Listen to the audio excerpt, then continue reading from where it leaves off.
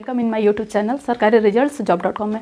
Friends, जैसा कि आपको हम समास का चैप्टर पढ़ा रहे थे तो उसमें जो है अव्ययी भाव समास, तत्पुरुष, बहुव्रीहि और द्विगु समास हो चुके थे। अब आपको आगे बताना है द्वंद्व समास और कर्मधारय समास। अगर आपको ये पिछले जो हैं समास के प्रकार अगर इनमें कुछ कन्फ्यूजन है तो हमारे डिस्क्रिप्शन जाके लिंक में आप देख सकते हैं वीडियोज़ को और क्लियर कर सकते हैं।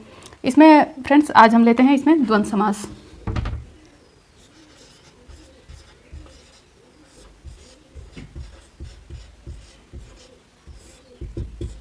द्वंद्व का मतलब ही होता है कि दो, जैसे कि द्वंद्व युद्ध यानी कि दो लोगों के बीच युद्ध।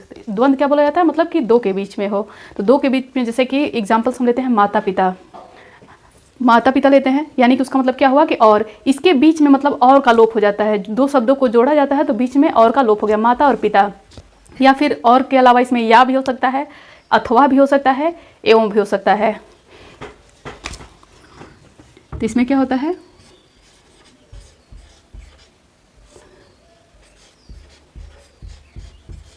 जिस समास का दोनों पद प्रधान हो।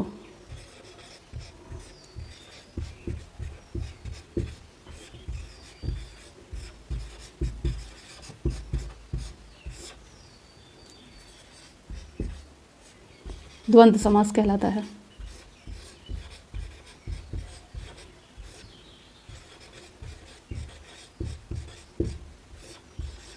इसमें दो पदों के बीच अथवा या और, अथवा और, एवं ये छिपा होता है। जब उस वर्ड का समास विग्रह करते हैं यानी कि दोनों को अलग करते हैं तो ये बीच में अपने आप निकल के आता है। जैसे कि माता पिता, हाइफन बना के माता पिता यानी कि माता और पिता ऐसे लेते हैं। भाई बहन, बीच में हाइफन लगा के यानी कि योजक चिन्ह लगा करके, तो उसमें क्या होता है कि भाई और बहन। ऐसे एवं वाले भी कोई शब्द हो सकते हैं, अथवा वाला भी कोई शब्द हो सकता है। जैसे कि हमारे एग्जाम में होता है, एक क्वेश्चन दे दिया फिर बीच में लिखेगा अथवा, दूसरा क्वेश्चन दे देता है। ऐसे ही ये इसकी ये पहचान हो जाती है, विशेषता कह सकते हैं इसको पहचानने का। ये हो गया पहचानने का तरीका। एक चीज़ में है कि ये जैसे कि बहुव्रीहि समास में क्या था कि दोनों पद प्रधान नहीं होते हैं। बहुव्रीहि में ना प्रथम पद प्रधान होता है ना ही उत्तर पद प्रधान होता है। जबकि द्वंद्व समास में क्या होता है कि दोनों पद प्रधान होते हैं। बहुव्रीहि में क्या होता था कि दोनों पद प्रधान ना होकर के वो दोनों कंबाइन होकर के एक जो वर्ड बनाते थे उसका कुछ थर्ड मीनिंग निकल के आता था, वो उसकी विशेषता होती थी। ठीक, उसी को जैसे कि हमने एग्जाम्पल में लिया था एक दंत, एक और दंत, एक हो गया प्रथम पद और दंत जो हो गया उत्तर पद हो गया, दोनों मिलकर एक दंत बनाते हैं यानी कि वो स्पेशली गणेश के लिए बोला जाता है। तो इस तरीके से हम बहुव्रीहि की पहचान करते थे। जबकि इसमें क्या होता है, दोनों पद प्रधान होता है, इसीलिए इसको द्वंद्व समास बोलते हैं। आइए कुछ उदाहरण लेते हैं।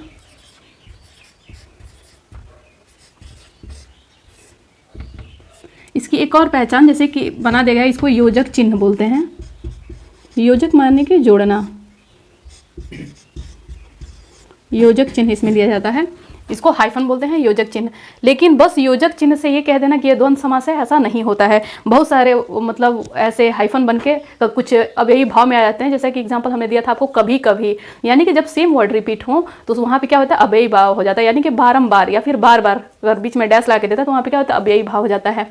वहीं बहुव्रीहि समास में भी ऐसे हाइफन वाले वर्ड्स आते हैं। बहुव्रीहि समास में भी कुछ ऐसा होता है एग्जाम्पल, और बीच में हाइफन लगा होता है, और द्वंद्व समास में भी है। तो आइए देखते हैं कि द्वंद्व समास को कैसे पहचानेंगे।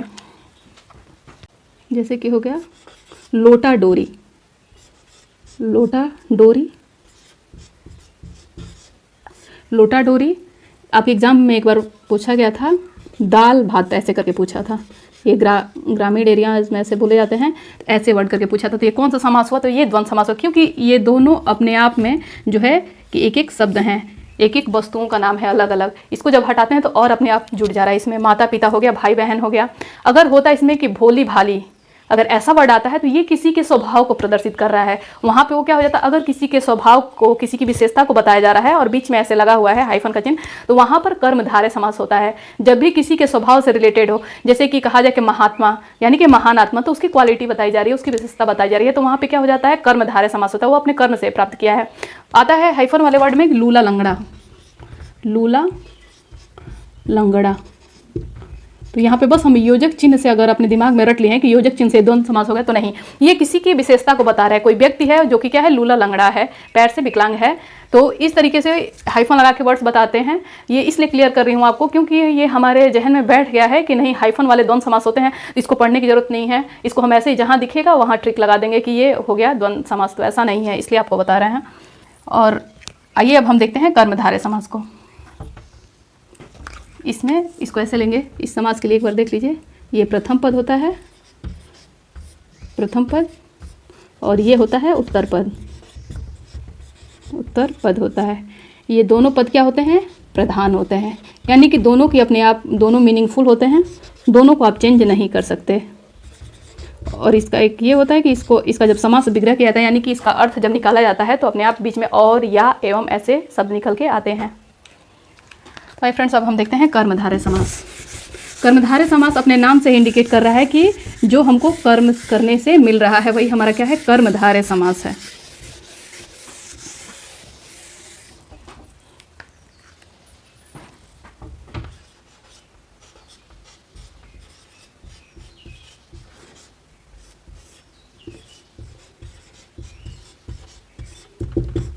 कर्मधारय समास, इसमें क्या होता है, कर्मधारय समास में जो है इसका उत्तर पद प्रधान होता है। जैसे कि बहुव्रीहि में उत्तर पद प्रधान होता था, वैसे कर्मधारय में भी उत्तर पद क्या होता है, प्रधान होता है। इसमें क्या होता है कि व्यक्ति अपने कर्म से, व्यक्ति के कर्म से उसकी विशेषता निकलती है। एक और चीज़ है इसमें कि इसमें जो है कर्मधारय में प्रथम पद प्रधान, एक प्रथम पद होता है इसमें, और एक क्या होता है, उत्तर पद होता है, उत्तर पद होता है। इसमें प्रथम पद क्या होता है, अप्रधान है, अप्रधान है, यानी कि एक और इसमें शब्द होता है उपमेय, उपमेय होता है। और इसमें उत्तर पद क्या होता है, प्रधान होता है, यानी कि यही मुख्य होता है। उत्तर पद प्रधान होता है और ये उपमान होता है। ये विशेषण होता है, यानी किसी भी चीज़ की विशेषता को बताता है। ये विशेषण होता है और ये विशेष्य होता है, उपमान होता है। ये क्या होता है, विशेष्य होता है। इसमें जो है विशेषण ये क्या होता है, ये प्रत्यक्ष होता है इसमें, और ये क्या होता है, अप्रत्यक्ष होता है, प्रत्यक्ष होता है। इस तरीके से तो आइए इसका डेफिनेशन देखते हैं और एग्जाम्पल्स देखते हैं जिससे हमको क्लियर हो। यानी कि कर्म से, जिस व्यक्ति को उसका नाम उसके कर्म से मिल रहा है, उसकी विशेषता से मिल रहा है, वही हमारा क्या होता है, कर्मधारय समास हो जाता है। इस समास में प्रथम पद जो होता है प्रत्यक्ष होता है। ठीक, आइए इसका डेफिनेशन लिखते हैं।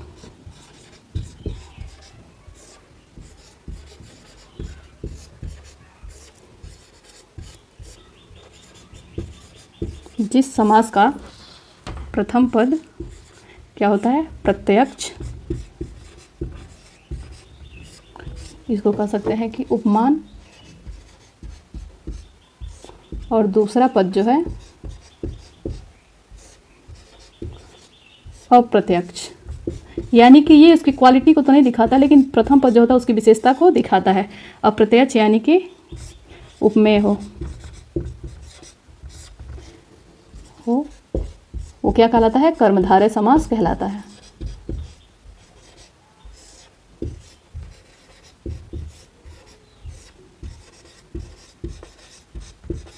कर्मधारय समास कहलाता है। आइए इसमें कुछ एग्जाम्पल्स देखते हैं, इसके उदाहरण में देखते हैं। जैसा कि हो गया सदगति,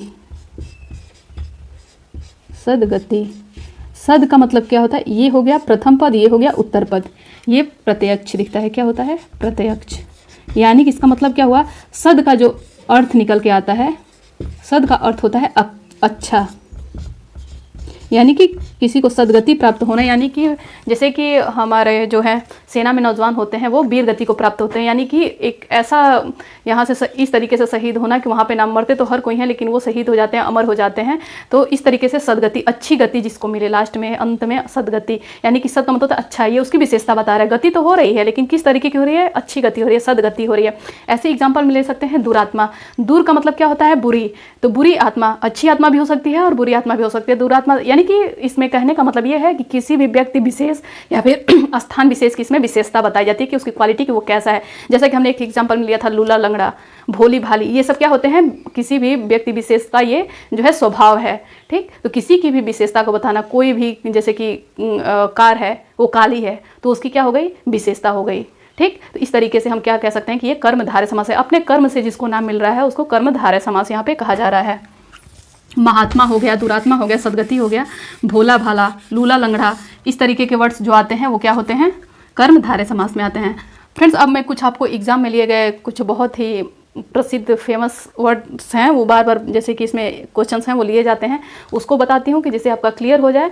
और कुछ नोट्स दूंगी लास्ट में जो कि स्पेशली होता है कि इस चीज़ के लिए यूज, इस समास में यूज होगा, होना चाहिए कुछ और लेकिन हो जाता है, इसके लिए एक्सेप्शनल केस होता है। उसके बाद से फिर मैं आपको यहाँ पे बताना चाहूँगी एक दोहा टाइप में, जिसमें अब इसलिए मैं उसको ट्रिक को पहले नहीं बता रही थी क्योंकि ये पहले सबकी विशेषता आपको पता हो जाए कि कौन क्या होता है, उसके बाद से आप दोहा लेते हैं तो आपको ईजिली समझ में आता है कि हाँ इसका ये मीनिंग है। पहले बता दो तो लगेगा कि ये किस लिए बताया जा रहा है, टफ है, नहीं याद हो पाएगा। लेकिन ये सब लेने के बाद एक समरी होती है, वो मैं आपको देती हूँ, उसको आप 2 से 3 बार रिपीट करते हो, लिखते हो तो वो एकदम माइंड में सेटअप हो जाता है। तो आइए देखते हैं कुछ क्वेश्चंस। पहले एक नोट में हम लेते हैं, ये स्पेशली अव्ययी भाव के लिए है।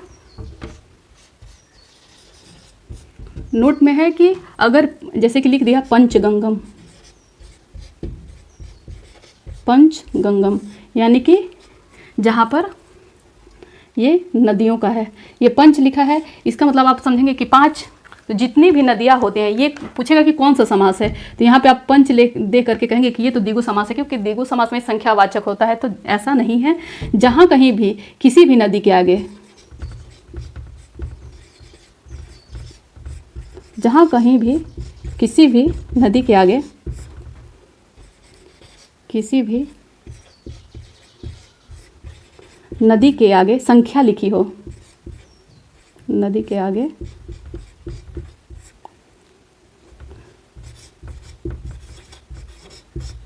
संख्या दी गई हो, वहाँ द्विगु समास न होकर अव्ययी भाव समास हो जाता है। द्विगु समास न होकर क्या हो जाता है, अव्ययी भाव समास हो जाता है।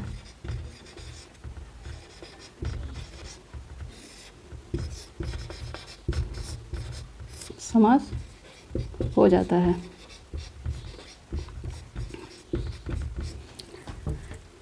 ये स्पेशली किसी भी नदी का, वो किसी भी विश्व की नदी हो या भारत की किसी भी नदी का नाम लिख करके अगर उसके आगे एक संख्या दे दी, ऐसे ही क्वेश्चन एग्जाम में लिए जाते हैं, क्योंकि हम जो नियम पढ़े होते हैं उससे थोड़ा सा हट के एक्सेप्शनल केस पूछता है कि जिसमें बच्चों का मैक्सिमम गलत हो जाए अगर वो केयरफुली सारी टॉपिक्स को ध्यान से ना पढ़े हो। तो पंचगंगम दे दिया, यानी कि जब स्पेशली ये नदी के लिए है, एक एक्सेप्शनल केस है कि जब कहीं भी नदी का नाम दिया हो उसके आगे अगर किसी भी संख्या की लिखी हो, चतुर्थ लिखी हो, पंचम लिखी हो, द्वि हो, ऐसे हो, त्रि हो, तो किसी भी नदी के आगे लिखा हो तो वो अव्ययी भाव समास होता है। ये एक परिभाषा से हटके है इसमें, तो ये आप ध्यान दीजिए। वैसे ही कुछ वर्ड्स ऐसे हैं बहुब्रीही में, जैसे कि तिरंगा है, तिरंगा को अगर बस तिरंगा लिया जाए यानी कि 3 रंगों वाला, तो वो क्या हो जाता है, द्विगु समास हो जाता है, क्योंकि वो संख्यावाचक होता है। लेकिन उसी तिरंगे को अगर किसी वाक्य में लिख देता है, यानी कि भारत के प्रधानमंत्री ने तिरंगे को फहराया, भारत के राष्ट्रपति ने तिरंगे को फहराया, अगर ऐसा कहीं देता है तो तिरंगा ये हमारे झंडा विशेष के लिए दे दिया, यानी कि किसी विशेष व्यक्ति का जो है नाम इंडिकेट वो कर रहा है, तो वहाँ पे वो क्या हो जाता है, बहुब्रीही समास हो जाता है। जैसे कि पंचवटी हमने लिया था, अगर पंचवटी यानी कि 5 बट्टों का, 5 बरगद के वृक्ष का समूह हो जाता है। लेकिन वही अगर दे दिया कि सीता जी पंचवटी में रहती थी, तो पंचवटी नासिक में एक विशेष स्थान है वो हो जाता था। तो इस तरीके से आप थोड़ा सा अपने माइंड में भी ये सब चीज़ें को रिलेट करके और पढ़ सकते हैं और सही आंसर दे सकते हैं। आइए कुछ और उदाहरण देख लेते हैं। जैसे कि एक एग्जाम्पल में लीजिए, अगर एग्जाम्पल में कहीं दे रहा है लाठा लाठी,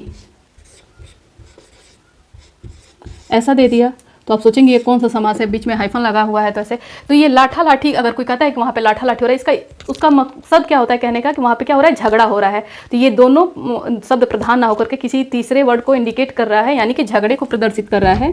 क्या हो गया, झगड़ा हो गया। तो ये यहाँ पे क्या हो जाएगा, बहुब्रीही समास हो जाएगा। ये याद रखिए कि कोई कह तो रहा हो कुछ और लेकिन उसका मतलब जो है थर्ड निकल के आ रहा हो, तो वहाँ पे क्या हो जाता है, बहुब्रीहि समास हो जाता है, यानी कि उसकी विशेषता बता रहा है। जैसे कि मारामारी, मारामारी भी झगड़े को इंडिकेट कर रहा है, तो वहाँ पे क्या हो जाएगा, वो बहुब्रीहि समास ही हो जाएगा। ठीक, अब ऐसे ही कुछ वर्ड्स और देखते हैं, जैसे कि भोली भाली। भोली भाली क्या है, किसी की विशेषता है, किसी लड़की की विशेषता है कि भोली भाली। वहाँ पे क्या हो जाएगा, वो अपने कर्मों से हुई है, इसलिए वो क्या हो जाएगा, कर्मधारय समास हो जाएगा। इस तरीके से बहुत सारे एग्जाम्पल्स हैं, इनको आप मतलब कि ऐसे दिमाग में लेके चलेंगे तो आपके क्वेश्चंस गलत नहीं होंगे। यही कुछ क्वेश्चंस गलत होते हैं।